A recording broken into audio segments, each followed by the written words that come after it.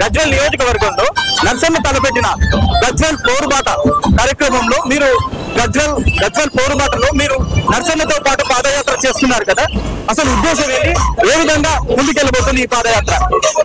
మేము కేసీఆర్ మా ఎమ్మెల్యే గారిని ఒకటే రిక్వెస్ట్ చేస్తున్నాం, ఇంకా రిక్వెస్ట్ లోనే ఉన్నాం. మా యూత్ కాంగ్రెస్ కి రిక్వెస్ట్ చేస్తుంది రాదన్నా, ఏదైనా డైరెక్ట్ అటాక్ లేకపోతే వార్నింగ్ అయినా కానీ మా ఎమ్మెల్యే ఒక మాజీ సీఎం గారు అనేసి మేము మర్యాదగా ఆయన్ని ఇంకా రిక్వెస్ట్ చేస్తున్నాం. మా ఊర్లలోకి రండి, మా గజ్వేల్ నియోజకవర్గానికి రండి.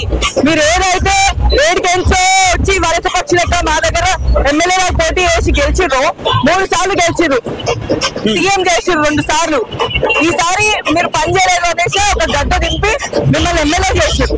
ఈసారి కూడా మీరు పని చేస్తలేరు.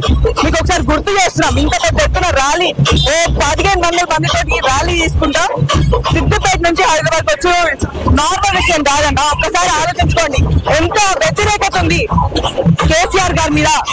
నెక్స్ట్ టైం అసలు యాక్చువల్ గా అయితే అసలు గజ్వేల్లో కేసీఆర్ గారు పర్యటించకపోవడం కానీ తను ఫామ్ హౌస్ లో పడుకోవడానికి కానీ అది ఎందుకు కారణం? అసలు ప్రజల్లో ఎందుకు తిప్పలేడు కేసీఆర్? ఆయన క్లారిటీ ఉందన్న స్టార్టింగ్ నుంచి. ఎమ్మెల్యే గజ్వేల్ కి కాదైన ఆయనకు ఆల్రెడీ కామారెడ్డి మీద ఇంట్రెస్ట్ ఉండే. ఈడు ఎట్లయినా అందరినీ మోసం చేసినా ఓడిపోతా అని కామారెడ్డికి పెట్టుకుండు. కామారెడ్డిలో ఓడిపోయేసరికి మా గజ్వేల్ ప్రజలు అమాయకులు. మళ్ళా ఏదో చేస్తాడు మా కేసీఆర్, అభివృద్ధి చేస్తాడు, ఏదో బాగు చేస్తాడు మా జీవితాలను అని మళ్ళా ఓటేసి మళ్ళా గెలిపించారు. అసలు ఆయన యాక్చువల్ ప్లాన్ ఏంది? కామారెడ్డిలో గెలిచి ఇది రాజీనామా చేసి కామారెడ్డికి పోయి బతకాలి అని ఆడ ఓడగొట్టిరు. మళ్ళా ఇడికే వచ్చి బతుకుతుండు. ఆయన ఒక నియోజకవర్గానికే ప్రాబ్లమ్ సాల్వ్ చేస్తలేడు, అసెంబ్లీలోకి తీసుకుపోతలేడు. స్టేట్ వైడ్ లా ఒక ప్రతిపక్ష నాయకులకు ఉండి స్టేట్ వైడ్ ప్రాబ్లమ్స్ ఎలా తీసుకెళ్తారనుకుంటున్నాం? ఖచ్చితంగా ఫస్ట్ ఆయన నియోజకవర్గం ప్రాబ్లమ్స్ తీర్చాలి. నియోజకవర్గంలో ఏం ప్రాబ్లమ్స్ ఫస్ట్ కనుక్కోమనండి. ఆయన సృష్టించిన ప్రాబ్లమ్స్ ఇవన్నీ ఆయన మస్ట్ వచ్చి కనుక్కొని ఇవి సాల్వ్ చేయమండి. దాని తర్వాత ప్రతిపక్ష నాయకుడు హోదా ఆయనకి దక్కుతుంది. స్టేట్ వైడ్ ఏం కొట్లాడతాడు ఆయనకి? ఆయన నియోజకవర్గం తెలియదు, బయట ఏం తెలుస్తుంది? ఇంకా ఏం కొట్లాడతాడు? 58 lakhs తీసుకొని మా ట్యాక్స్, మా పబ్లిక్ ఇచ్చిన ట్యాక్స్ తినేసి ఎవడబ్బా సొప్పు అని నువ్వు తీసుకొని తినేసి కూర్చుంటున్నావు. అవి మా కోసం పని చేయాలి అనేసి ఇచ్చిన పైసలు నువ్వు తీసుకొని ఫామ్ హౌస్ నేతగా చలామణి అవుతా అంటే ఇవన్నీ కరెక్ట్ కాదు. కేసీఆర్ గారు అన్నాడు ఎలక్షన్ లో టైంలో నాకు అధికారం ఇవ్వండి, లేదంటే నాకేంది నేను కూర్చుంటా ఫామ్ హౌస్ లో కూర్చుంటా అన్నాడు. అదే ప్రకారం చేస్తున్నారంటారా?